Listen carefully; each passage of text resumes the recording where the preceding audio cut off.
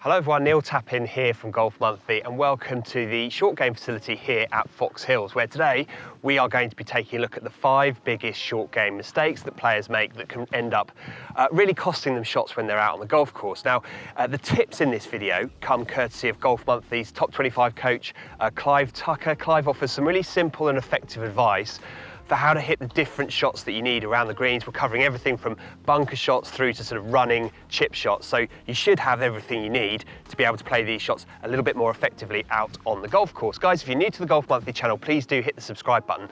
But let's head out now onto the short game facility here at Fox Hills and take a look at the 5 biggest short game mistakes that players make.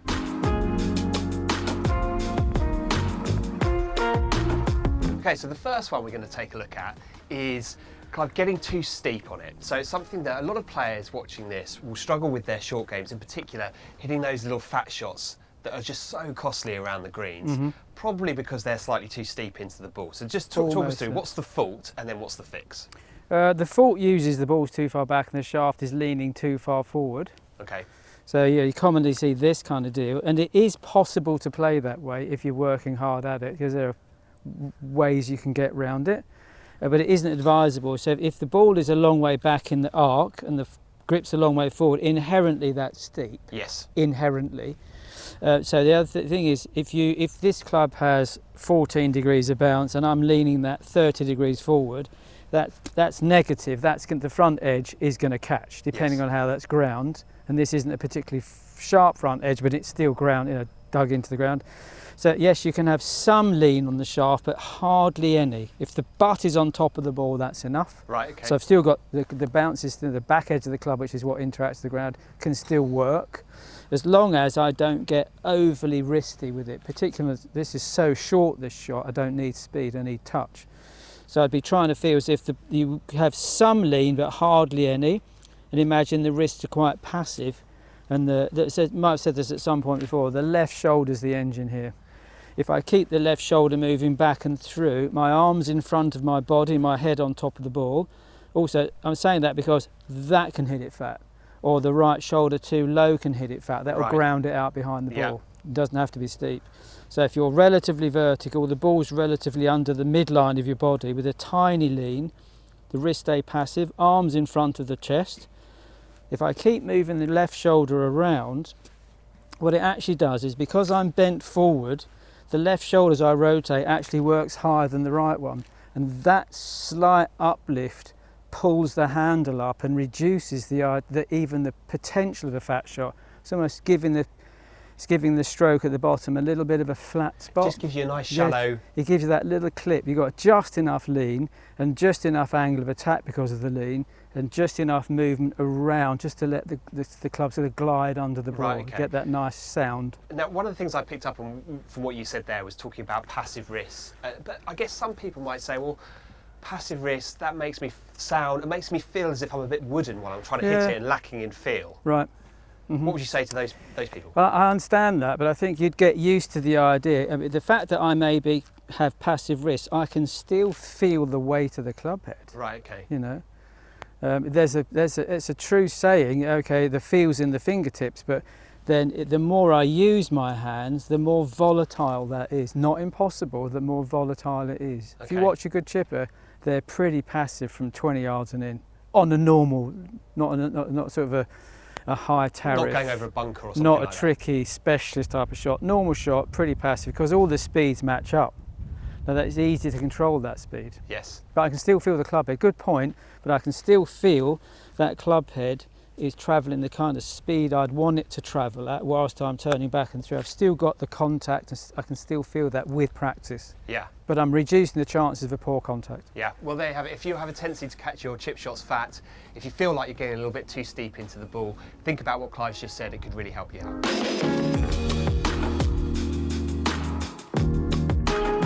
Right, so the next one on the list, Clive, is about releasing the club. And you might have thought that if you're thinking about your short game and your chipping action, that you're not thinking too much about the way in which the club releases, but actually it's an important part of the technique, isn't it? Very much so. So again, what's the fault and then what's the fix? The fault that you generally see is that there's either too much wrist action on a length of say 25 metres, I mean there's enough energy in that to hit it 50 or 60 probably if you're rotating your torso well enough. So you don't need actually too much. So if you've got a little bit of movement in the backswing, from kind of to about waist high, there's a little rotation on the arms, but more often than not, it's the wrists that are just going to bend back a little bit. The right one bends back if you're right-handed. It just goes back a little bit. Okay. So the thing is, remember, whatever you do this side, you have to do this. You have to do it going forward. Right. Okay. So pretty much, whatever movement you have in the wrists here, it's undoing itself almost. It's instant, but it's matching up the turns. So I'm feeling that club head is getting heavy, or it's releasing to the ground very, very early indeed. Right. Okay. But it has to come back to where it started. Okay. Otherwise, you're changing the alignment and the angles. Presumably, that gives you a bit more bounce through the ball. It gives you that shallower angle. It's shallower, right? But the wrist gives you speed. Right. So if you've got some wrist there, you're accumulating speed, and particularly with a lofted club, loft requires speed. If I'm stable, centred, the ball's typically mid-stance, there's a baby lean on the shaft, my arms and chest are going to work together. I'm going to allow the wrist to function a little bit, or bend a little bit back in the backswing, and I'm going to let it go straight away and rotate. So you've got that, I've got speed because the wrists are working, but I'm just letting the body rotate, and that gives me that lovely pinch on the ball. As ever, with anything to do with the short game, it's going to require practice. But as Clive said here, this is the way that you create that really consistently good strike that does deliver good spin, that does deliver good control. So it's well worth putting some time in on the practice screen.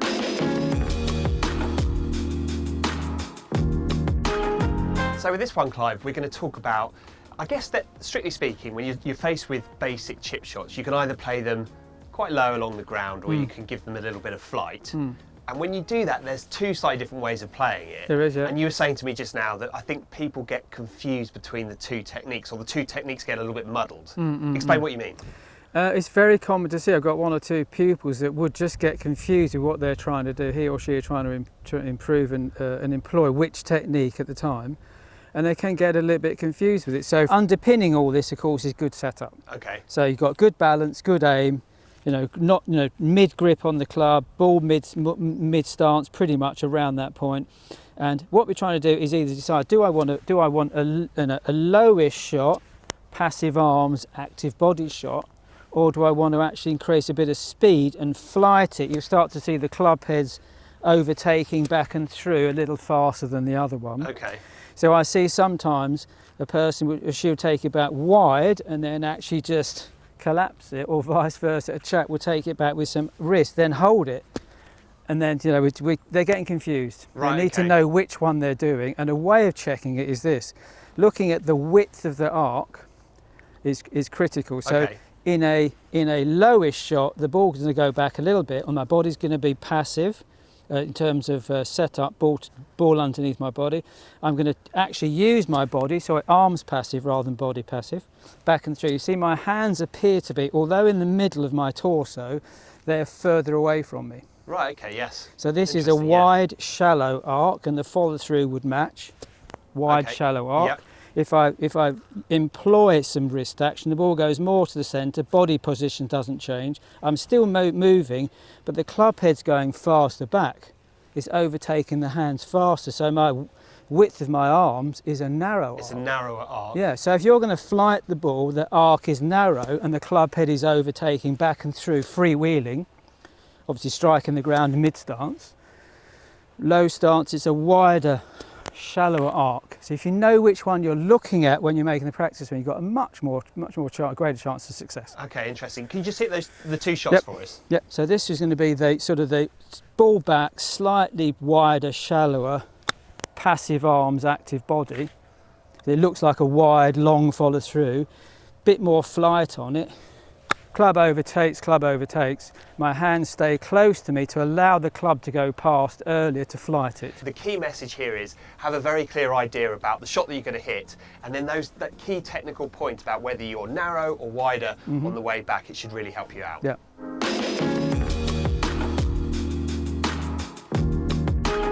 I think most people watching this will probably know I need to hit the ground, I need to hit the sand before the ball. Yes. The question is how much before the ball? I'd say around 3 inches. 3 inches, okay. Yeah. 2 gets 1 dangerous, 1.5 dangerous, as near to a thin that. Okay. Unless you're super steep, which is dangerous in the first place. Right, okay. But yeah, 3 inches is safe because the divot's got to be 6-7 inches long, right? So kind of balls in that's safe. They're still going to get plenty of spin on that. Yeah. Oh, yeah. So how do you train yourself to get that consistency that we're after, that sort of consistently 3 inches before the ball? Well, we're going about to draw a couple of lines in sandy, but first off, there's like a crosshairs here. This one is for alignment, this one is for ball position. So you want to be familiar with where to aim. Straight is perfect. You do not need to aim 30 degrees left. You don't need that at all. It's a mistake in my opinion. Right, so you don't want to necessarily open up your stance. Don't need to do it. Right, fine. Because the ball doesn't come out right because the face isn't really open. Right, okay. That's right, a different subject, but that's pretty much what it is. So straight, the left foot can come out and it would appear open, and the club may go minute amount from the outside, but it's pretty small. Okay. It's hardly anything, not enough to put side spin on it. Right, really. fine. Okay. So if you know that the balance should be predominantly in the lead foot, Okay. for me it's my left foot. It feels to me like I've got around about, well, 70%, 80% in that foot, and ideally now it would stay there. It does not change. Okay. Commonly this would be a big mistake, leaning back to try and help it out. Then you ground it out, a foot behind the ball, and then it doesn't work at all. Right. So, and also the ball on the left heel, so I've got a consistent aim, consistent ball position, and a consistent balance. So I've got a consistent kind of base to start from and swing from if I stay pretty still. I've then got to learn to release at the right time. So the drill is this. If my ball position roughly on the heel, I can draw a line maybe 3 inches behind that with the welt of my shoe, something like that. Okay. Get rid of this back edge, I don't need that. Now I'm going to try and strike. So I can wander along the ground here. I've got a mark for my heel, mark for my alignment. Can I strike the ground on the left edge of this, which is say 3 inches behind? Pretty good. Yep. So at least I'm getting a feel for how that's releasing. When you're saying strike, are you talking about the leading edge or the back of it? The back edge hits it. Because the shaft's nearly, there is going to be some lean, but you're trying to reduce that. Okay, fine. Because the lean actually reduces the bounce and will open the face. So you're talking about the back part of the sole? This is the bit that hits the ground, not the front bit. Right, fine. Because the bounce is between the back edge and the leading edge. So that's the bounce. You measure the bounce that way. So when the shaft's vertical, that gap from the leading edge to that's the bounce angle. And this, my 56 is 14. Right, okay. Average to high. So if I've got the back edge striking, but if the shaft is relatively vertical and I'm adding loft, then the heel's on the ground, the back edge is on the ground, and the leading edge is in the air. Okay, fine. So that's going to do it for you. So if you wander along, getting the same sort of position, the strike, once you get a feel for releasing at the same time, and they're all pretty good. So it comes out exactly the same, because I've hit all those in the same point. So same spot. I've led up to it, have a feel for how I release it, when it releases. But it's a funny thing, you almost can't intellectualise it, but you can feel it. Right, okay. If you try, it releases at that's it. But if you get a feel for it, that's the safer way. Then just done. And there's real-time evidence it's working. Repeat the feel. Yeah. One thing I would add is that when you're hitting this, you're looking for direction and contact to begin with, not distance. Right, okay. Once you feel that, and I'm working with a coach or coaching people, you're trying to get the right contact, spin, flight and direction. Yes. Then the distance control, that's easy. That comes later. Right, so fine. don't beat yourself. If you're hitting really nice shots and they're 10 metres too far, great, we can just rein that in then. Right, fine. But at least you've got the spin and the flight and the accuracy and the control really nailed down. Yeah, and as with so much of golf, it's all about, as Clive said, that repetition, that consistency. If you can use this drill to get that repetition, then you should improve your bunker play.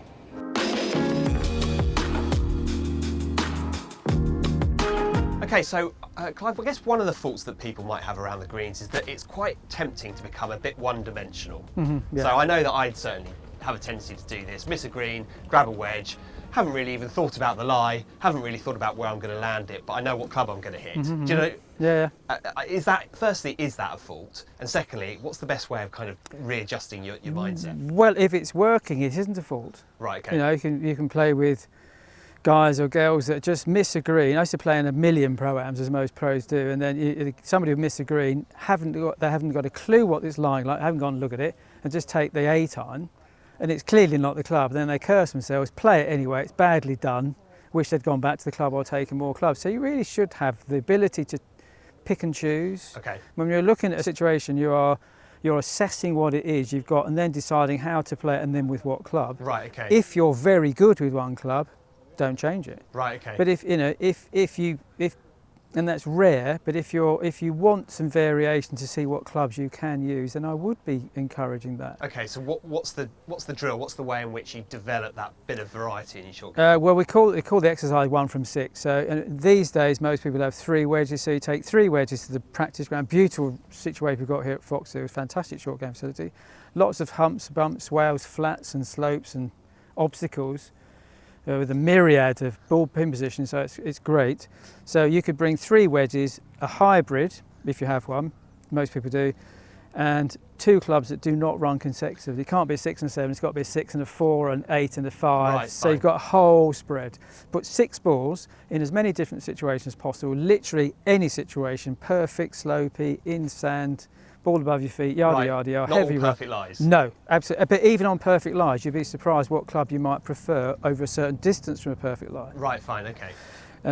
And you hit, even if it looks ridiculous, you have to hit 1 ball with each one of the clubs, and then you kind of figure out which club works best. Okay, well, if you are looking for a bit more variety in your short game, a few different options for whenever you're faced with different scenarios on the golf course, this is a great way to do it.